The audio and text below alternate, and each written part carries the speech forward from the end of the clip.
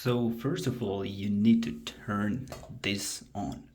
So as you can see, this is blue and that's red. That means this side is for cold water and this side, the red one, is for hot water. Now if you turn this, so this is off right now. So you gotta turn it on like this. Okay. Okay. So as you saw, the water comes from this tap, okay, not from this shower. So what you need to do is first turn it on, and then there is this thing here. You need to pull this for 1 second, 1 or 2 seconds, and then release it. Okay, that's all what you need to do.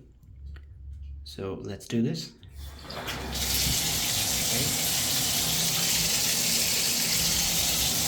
Now,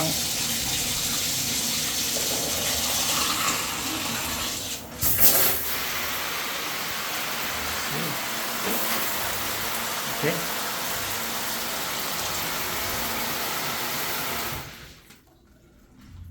So that's how you use the shower.